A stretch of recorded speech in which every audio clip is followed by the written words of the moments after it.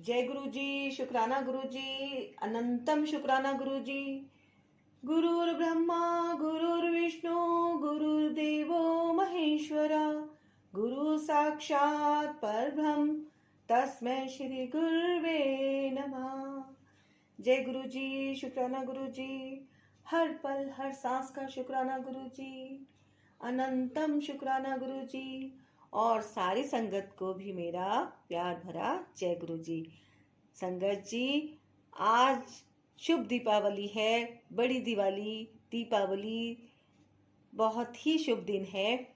और आप सभी को देहरादून से मैं सुमन आंटी शुभकामनाएं देती हूँ और गुरु जी से अरदास करती हूँ कि गुरु जी ब्लेसिंग कल्याण कित्ता जो ये मेरा गुरु परिवार गुरु जी ने बनवाया है, इसके जितने भी सदस्य हैं वो सबको खूब ब्लेस करें। मेरा ये परिवार खूब खुश रहे, हम सब बहुत खुश रहें, है ना। सब लोग स्वस्थ रहें, मस्त रहें। तो आप सभी को दिल से सुमन आंटी की हार्दिक शुभकामनाएं। दीपावली आपके लिए शुभ हो।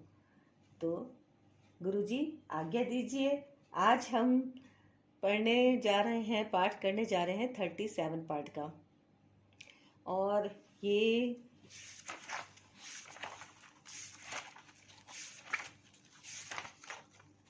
है श्रीमती निक्की मल्होत्रा दिल्ली से। और इन्होंने भी अपने सत्संग जो शेयर करे हैं उनके टाइटल में एक बार पढ़ लेती हूँ। सबसे पहले तो गुरुजी ने मेरा जीवन संजोया, मेन टाइटल, और फिर इसमें थोड़े थोड़े और हैं। ये मेरे जीवन की योजना, नेक्स्ट है जीवन साथी की खोज, नेक्स्ट है परिवार का ध्यान, नेक्स्ट है अचंभा अचंभा और अचंभा, और नेक्स्ट है जहां सूर्य सदा प्रकाशमान रहता है, और नेक्स्ट है भूत ट्रेन में आया, भूत ट्रेन में यात्रा। तो देखिए संगत जी, आप इनके सुनिए सत्संग, बहुत इंटरेस्टिंग है ये, है ना। गुरुजी ने कैसे इन्हें ब्लेस किया, कैसे कैसे इनकी ये जीवन की यात्रा है। हम सब अभी इसको पाठ करके और सभी गुरुजी का आशीर्वाद लेते हैं, गुरुजी की ब्लेसिंग लेते हैं। गुरुजी, ये दीपावली मेरे परिवार के लिए, मेरे गुरु परिवार के लिए बहुत सुखमय हो।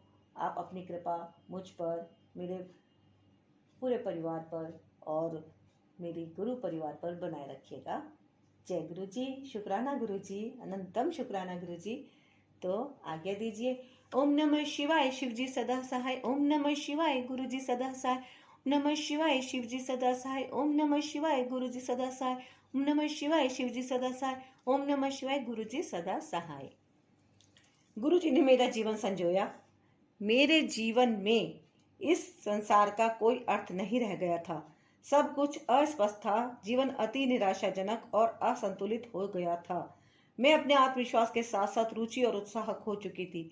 संशय में भी कि पुनः पहले जैसे कैसे जी पाऊंगी। जीवन के अमूल्य वर्ष ऐसे ही व्यर्थ व्यतीत हो रहे थे। मैं एक अति कटु अनुभव से गुजरी थी। एक भयंकर कार दुर्घटना ने मुझे असहाय कर दिया था। 2 मास अर्धचेतना अवस्था में रहकर अनेक स्टेरॉइड और अन्य औषधियां खाते हुए, अनगिनत परीक्षण, रोज सुइयों और ग्लूकोज की बोतलों के साथ, सारांश में यह मेरा जीवन था। दुर्घटना में मेरी गर्दन की धमनियां फट गई थी, रक्त की कमी थी, मैं क्षीण थी और मुझे पक्षाघात हो गया था। 14 वर्ष पूर्व ऐसे रोगी को समुचित उपचार मिलने से में भी समस्या थी। 1 वर्ष से अपने विद्यालय नहीं गई थी। मेरी सहेलियां मेरी दुर्दशा देखकर रो पड़ती थी और मैं स्वयं शीशे में भय के कारण अपना शक्तिग्रस्त चेहरा नहीं देख सकती थी। जीवन के ऐसे कठोर समय से गुजरते हुए अचानक ही ईश्वर स्वरूप गुरुजी ने मेरे जीवन में प्रवेश कर उद्धार किया। उनकी कृपा प्राप्त कर मैं आनंद लोक में प्रवेश कर गई। मेरे समक्ष खड़े होकर खुली बाहों में उन्होंने मुझे संरक्षण दिया, मानो मुझे विपदाओं से बचा रहे हो। उस समय से अब तक वह मुझे सुमार्ग पर अग्रसर करते रहे हैं। गुरुजी ने पुनः मुझे इस संसार का आभास करवाया है और थोड़े समय में मुझे स्वस्थ कर दिया। अपने परिवार में मेरी माँ और मैं गुरुजी से सबसे पहले मिले। उस एक दर्शन ने हमारा जीवन बदल दिया।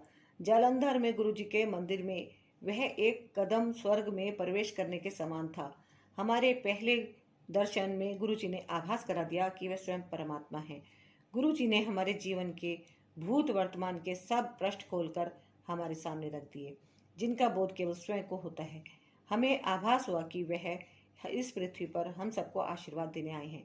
प्रभु के सम्मुख हम हतप्रभ थे। जैसे जैसे दिन व्यतीत होते गए, गुरुजी हम पर दया करते रहे।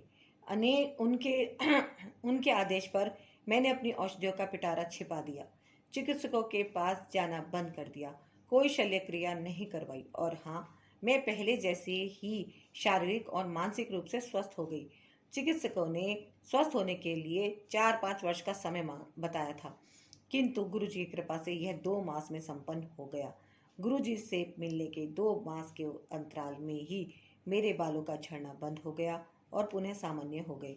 मेरी क्षीणता और पक्षाघात लुप्त हो गए, श्रवण शक्ति और दृष्टि भी सामान्य हो गई, और मेरा हीमोग्लोबिन 6 से बढ़कर 12 हो गया। चिकित्सकों के परामर्श के विरुद्ध मैंने फिर से खेलना आरंभ कर दिया और परीक्षाओं में अति उच्च अंकों से उत्तीर्ण हुई। इसे क्या कह सकते हैं? केवल दिव्य हस्तक्षेप, और मैंने गुरुजी को पूर्ण समर्पण कर दिया। जय गुरुजी, शुक्राना गुरुजी। इनका नेक्स्ट सत्संग है संगत जी, मेरे जीवन की योजना। जीवन की इस कठिन अवस्था में से निकलकर मैंने अगले चरण में प्रवेश किया। गुरुजी के मन में मेरा अध्ययन और व्यवसाय थे। दुर्घटना की वेदना और त्रासदी से निकलकर मैं भी अपने जीवन का मार्ग प्रशस्त करना चाहती थी। मैं ऐसा व्यवसाय करना चाहती थी जिसमें मैं लोगों के दुख दर्द कम कर सकूं और उनकी अनुभूति का अनुभव कर सकूं। गुरुजी जैसा अपने अनुयायियों के लिए करते हैं, वैसी ही रूपरेखा मेरे लिए बनाई हुई थी। गुरुजी के आशीर्वाद और दिशा दर्शन से मुझे बिना औपचारिक अध्ययन किए बेंगलोर के एक महाविद्यालय में भौतिक चिकित्सा के पाठ्यक्रम में प्रवेश मिल गया। मैंने अपनी पढ़ाई सरलता से पूरी करी और उसे समाप्त कर अपने प्रशिक्षण के लिए दिल्ली के सर गंगाराम चिकित्सालय में कार्यरत हुई। मेरे वरिष्ठ सलाहकार देश के सबसे अच्छे नेत्र विशेषज्ञ थे, जो अखिल भारतीय आयुर्विज्ञान संस्था के निर्देशक भी रह चुके थे।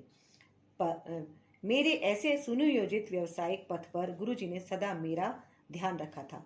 इससे पहले कि मैं कोई योजना बना पाती, गुरुजी ने मुझे भौतिक चिकित्सा में स्नातकोत्तर पाठ्यक्रम करने को कहा। मैंने यह पाठ्यक्रम क्रीड़ा और अस्थि रोग में किया। गुरुजी के स्नातकोत्तर पाठ्यक्रम करने के आदेश के पश्चात प्रवेश के लिए आवेदन देने के लिए केवल 3 दिन शेष थे। मैंने उनके दिशा निर्देशों का पालन किया और सही कार्यवाही करती रही। इस समय मेरे माता पिता मेरे साथ नहीं थे और मैं घर पर अकेली थी। मेरे नितंब पर एक फोड़ा हो गया, जिसने सूझकर मुझे शैया पर लेटने को बाध्य कर दिया। अकेले और अत्यंत पीड़ा सहते हुए मैं कुछ करने में असमर्थ थी। मुझे विश्वास था कि गुरुजी मेरे साथ हैं। गुरुजी की संगत के सदस्य उन दिनों घर आते रहे। मैं गुरुजी के सत्संग करती थी और घाव भरता गया। चिकित्सक यह देखकर आश्चर्यचकित थे। उन्होंने उसे फोड़ने का परामर्श दिया, किंतु जिस भांति वह सूख रहा था, उसके कारण से वह अनभिज्ञ थे। जय गुरुजी, शुक्राना गुरुजी। इनका नेक्स्ट सत्संग, जीवन साथी की खोज। यह एक ऐसा विषय था जिसके बारे में सोचने से भी मैं कतराती थी। मुझे इतना कुछ करना शेष था, अपने आप को सिद्ध जो करना था, किंतु मेरे प्रभु गुरुजी ने मेरी भलाई के लिए मेरे जाने बिना ही मेरे जीवन के बारे में सोचा हुआ था। जो 23 वर्ष की आयु में उन्होंने मुझे विवाह करने के लिए 1 माह का समय दिया। यह अवधि मेरे लिए विवाह के बारे में ना सोचने के कारण स्तब्ध करने वाली और अत्यंत कठिन थी। तथापि गुरुजी की दया से सब कार्य सहजता से होते गए, जैसे स्वयं ही हो रहे हों।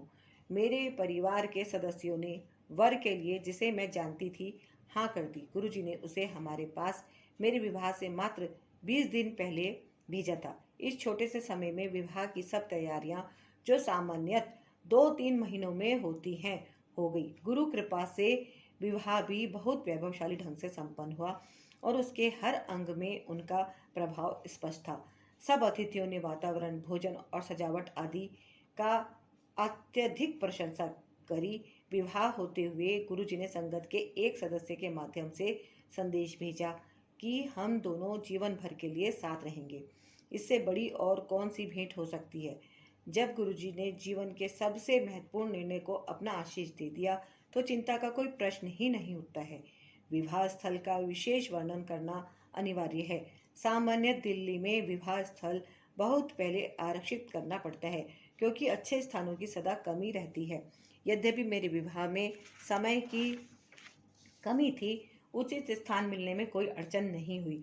अशोक होटल के बारे में गुरुजी ने मुझे 12 वर्ष पूर्व बताया था, किंतु 11 वर्ष की आयु में मैंने उस पर कोई ध्यान नहीं दिया था। गुरुजी के साधारण से कहे गए वचन भी अनुयायी के प्रति उनके मन की वस्तु स्थिति दर्शाते हैं। मुझे यह भी ज्ञात हुआ कि उनके अनौपचारिक से कहे हुए शब्दों में भी अत्यंत गूढ़ ज्ञान छिपा रहता है और उनको कभी भी सुनकर अनसुना नहीं करना चाहिए। मेरे जीवन का आधार गुरुजी हैं और सदा रहेंगे। मैं ऐसा परिवार चाहती थी जहाँ पर वह उसे समझ सके और सदा मेरा साथ दे। मेरी ननद, सास और मेरे पति सब गुरुजी में विश्वास रखते हैं। मैं गुरुजी की आभारी हूँ कि उन्होंने यह संभव कर दिया। गुरुजी अपनी कृपा वृष्टि हमारे परिवार पर करते रहते हैं, भले ही वह मेरे पति, उनका व्यवसाय, मेरी ननद, अन्य ससुराल के सदस्य या पारिवारिक शांति की बात हो। वह जीवन के प्रत्येक पहलू को छूते हैं। दूतावास जाए बिना ही वीजा मिलना, संपत्ति के लेख, मेरे पति के व्यवसाय के मार्ग को सरल करना। गुरुजी सदैव हमारे साथ हैं और रहेंगे। जय गुरुजी। शुक्राना गुरुजी। अब इनका नेक्स्ट सत्संग है परिवार का ध्यान। दुर्घटना के पश्चात मेरे माता पिता अत्यंत विचलित हो गए थे। उनका जीवन अस्त व्यस्त हो गया था। उन्होंने अपनी बेटी को एक अति कटु मानसिक आघात से गुजरते हुए देखा था। मेरी माँ का जीवन मानो थम सा गया था। उनकी प्रत्येक क्रिया मेरे इर्द गिर्द घूमती थी। अति सौम्य और हंसमुख स्वभाव वाली मेरी माँ मानसिक रूप से अत्यंत विचलित हो गई थी, किंतु गुरुजी ने मेरे माता पिता को आश्रय दिया जिसकी उन्हें अत्यधिक आवश्यकता थी। उन्हें उत्साह और प्रेरणा दी और उनके जीवन को पुनः रसमय बनाया। मेरी माँ की वेदना, जिन्हें उन्होंने अपने जीवन का पर्याय मान लिया था, कुछ ही समय में समाप्त हो गई। मेरे पिता एक सेना अधिकारी होते हुए पंजाब या कश्मीर में अक्सर गंभीर समस्याओं से उलझे रहते थे। राष्ट्र की सेवा में लगे हुए प्राइवेट देश के दुश्मनों का सामना करते रहते थे और उनके जीवन को सदा मृत्यु का भय रहता था। मेरी माँ को सदा चिंता रहती थी, पर गुरुजी कहते थे कि चिंता की कोई आवश्यकता नहीं है। उनके दर्शन, स्वप्न अथवा सुगंध के माध्यम से उनके साथ होने की अनुभूति सदा रहती थी। माँ को आश्वासन देते हुए या पिता का संरक्षण करते हुए मेरे छोटे भाई की सेना में जाने की हार्दिक अभिलाषा थी। गुरुजी ने इस विचार का प्रेम और अभिमान से स्वागत किया। उसके लिए शारीरिक प्रशिक्षण की सीढ़ी पार करना सरल नहीं था। वह 2 बार असफल रहा था। चिकित्सकों के अनुसार वह वर्णंद था जिसका कोई उपचार नहीं है।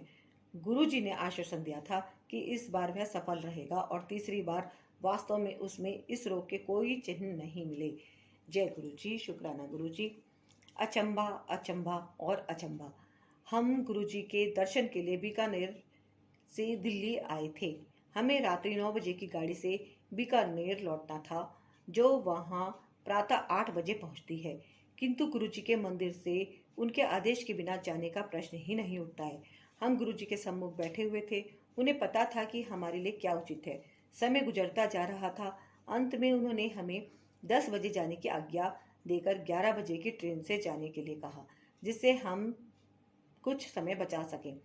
इतने प्रबंध के पश्चात हमारी गाड़ी बीकानेर स्टेशन पर प्रातः 8 बजे ही पहुंच गई। इतने समय की बचत के कारण हम अति प्रसन्न थे। अचंभे की बात है कि 8 बजे वाली ट्रेन हमारे पहुंचने के बाद 9 बजे वहां पहुंची। उसे धुंध के कारण देरी हो गई थी। तब हमें पता लगा कि गुरुजी ने हमें क्यों रोका हुआ था। गुरुजी ने मेरे पिता की वृत्ति का भी ध्यान रखा और सदा करते रहेंगे। जब भी मेरे पिता को आवश्यकता होती है, गुरुजी उनके साथ होते हैं। कार्यरत रहते हुए उतार चढ़ाव आते रहते हैं और इसमें अक्सर योग्य अधिकारी का नुकसान होता है। मेरे पिता के सेना में रहने के कारण स्थानांतरण और परिवार को स्थायी रखने की समस्याएं सदा रहती थी। दुर्घटना के पश्चात मेरे पिता के पहले दर्शन पर गुरुजी ने मेरे पिता के मन में दुर्घटना के अवसर पर गुजरती हुई प्रत्येक बात बता दी। उन्होंने बताया कि मेरे पिता ने उस समय दुर्घटना को रोकने का कितना अथक प्रयास किया था, यह केवल मेरे पिता को पता था। गुरुजी, हमारे प्रभु को इसका ज्ञान होना ही था, यद्यपि वह उस समय वहां नहीं थे और हम उन्हें जानते तक नहीं थे। मेरे पिता कई वर्षों से पीठ दर्द से पीड़ित थे। उन्हें बैठने या उठने में कठिनाई होती थी, क्योंकि हम गुरुजी के पास और गंभीर समस्या लेकर गए थे।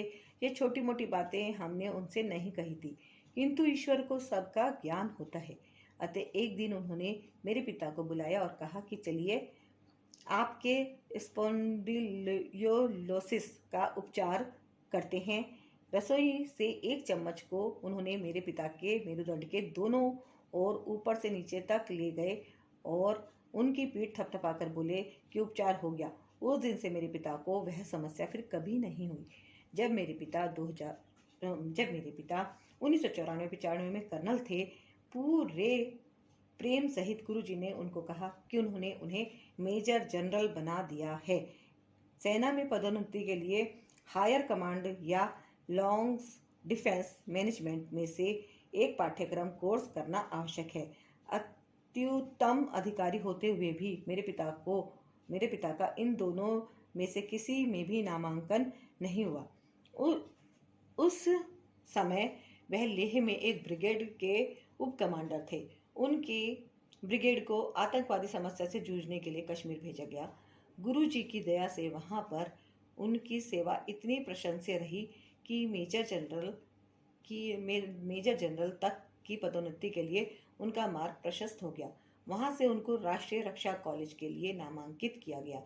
हायर कमांड का लॉन्ग डिफेंस मैनेजमेंट कोर्स किए बिना वह अकेले ऐसे ब्रिगेडियर थे। उनकी पदोन्नति भी चमत्कारिक है, क्योंकि आर्टिलरी में केवल 3 ब्रिगेडियर ही मेजर जनरल पद के लिए चुने गए। मेरे पिता जलंधर में थे और उनकी रेजिमेंट को नसीराबाद जाने के आदेश आए। गुरुजी बोले कि परिवार को अगले 6 मास तक कहीं जाने की आवश्यकता नहीं है। मनुष्य होने के कारण हमने उनकी अवहेलना की और वहां जाकर स्कूलों में प्रवेश ले लिया।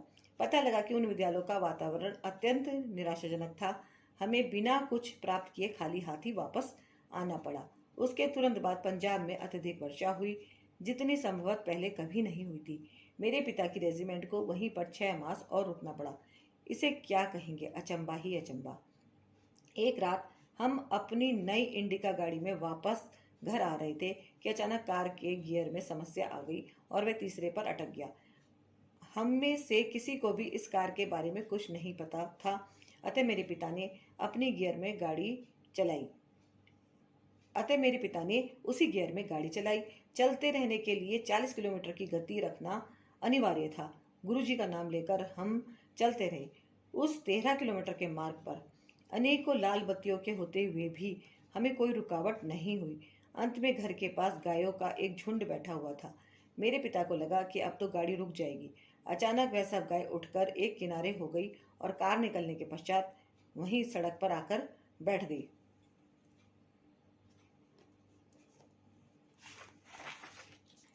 जय गुरु जी। इनका नेक्स्ट है, जहां सूर्य सदा प्रकाशमान रहता है। जिस दिन मेरी माँ ने गुरु जी के दर्शन किए, वह उनके लिए सबसे बड़ा दिन रहा है और वह उसे कभी भी भूल नहीं सकती। कार दुर्घटना के पश्चात हमारे हितैषी गुरु जी के पास जाने के लिए कहते थे।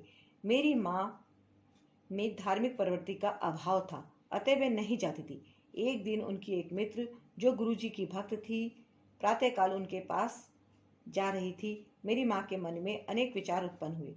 क्या इसे कुछ और करने को नहीं है? घर के सब काम छोड़कर यह ऐसे कैसे जा सकती है? इस युग में भी यह बाबा और संतों के चक्कर काट रही है। मेरी माँ की वह मित्र मेरी माँ को बार बार चलने का आग्रह करती रही थी। अतः माँ ने सोचा कि आज उनके साथ जाकर यह काम भी निपटा लिया जाए। मेरी माँ उनके साथ 2 बातों को मन में बिठा कर गई जो वह बार बार कहती थी। पहली कि आस्था आवश्यक है और दूसरी कि वह सर्वज्ञता है। जब वह गुरु जी के पास पहुंची तो अपने आसन पर बैठे हुए अद्वितीय स्नेह और प्रेम की उस जीवित मूर्ति के दर्शन किए जो नश्वर को की श्रेणी में कदापि नहीं थे। कई मास की व्यथा के पश्चात मेरी माँ ने शांति से सांस ली। उनके प्रथम दर्शन के लिए वही दिन निश्चित रहा होगा। उनके सम्मुख वह अपनी सब समस्याओं से मुक्त हो रही थी। उस शुभ दिन के उपरांत बीते दिनों को भूलने का सिलसिला शुरू हो गया। जय गुरु जी, शुक्राना गुरु जी। नेक्स्ट है इनका भूत ट्रेन में आया ये सत्संग।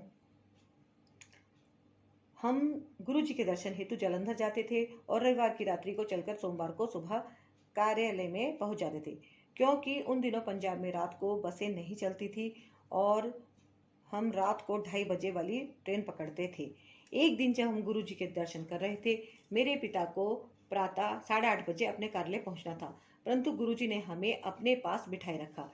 ट्रेन का समय निकल चुका था। 3 बजे उन्होंने हमें जाने की आज्ञा दी, यह कहकर कि हम ट्रेन जालंधर छावनी स्टेशन से पकड़ें।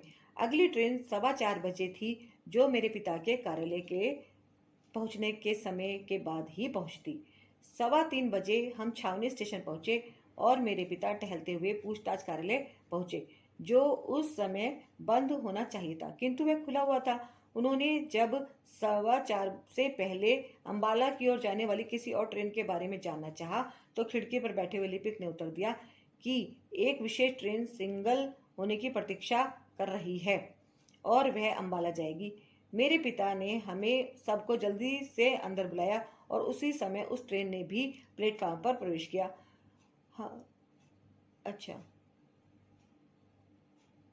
किंतु वह खुला हुआ था। उन्होंने जब 4:15 से पहले अंबाला की ओर जाने वाली किसी और ट्रेन के बारे में जानना चाहा, तो खिड़की पर बैठे हुए लिपिक ने उत्तर दिया कि एक विशेष ट्रेन सिग्नल होने की प्रतीक्षा कर रही है और वह अंबाला जाएगी। मेरे पिता ने हम सबको जल्दी से अंदर बुलाया और उसी समय उस ट्रेन ने भी प्लेटफॉर्म पर प्रवेश किया। हम शीघ्रता से ट्रेन में सवार हुए तो देखा कि डिब्बा बिल्कुल खाली था और संभवतः पूरी ट्रेन भी खाली थी। सुरक्षा के लिए हमने डिब्बे को बंद कर लिया।